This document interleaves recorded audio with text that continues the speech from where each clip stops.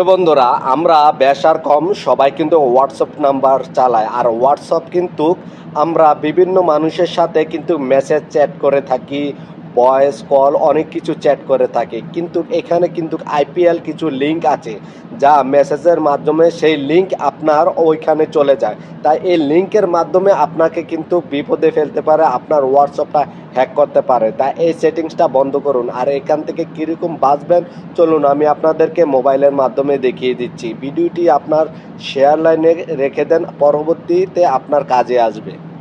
প্রথমে আপনার মোবাইলে থাকা হোয়াটসঅ্যাপে প্রবেশ করবেন। প্রবেশ করার পরে এখানে উপরে থ্রি ডট নামে একটি অপশন আছে, এখানে অ্যাক্টিভ করবেন। অ্যাক্টিভ করার পরে এরকম একটা ইন্টারফেস আসবে, সেটিংস নামে একটি অপশন আছে, এই সেটিংসে আপনারা অ্যাক্টিভ করবেন। অ্যাক্টিভ করার পরে এরকম একটা ইন্টারফেস আসবে, প্রাইভেসি নামে একটি অপশন আছে, এখানে অ্যাক্টিভ করবেন। অ্যাক্টিভ করার পরে আবার এরকম একটা ইন্টারফেস আসবে, আসার পর একটু স্কেল ডাউন করে নিচে আসবেন, এখানে দেখবেন অ্যাডভান্স নামে একটি অপশন আছে, এখানে অ্যাক্টিভ করবেন। অ্যাক্টিভ করার পরে এখানে লেখা আছে ডিজেবল লাইন, এইটার মধ্যে আপনারা অন করে দিবেন।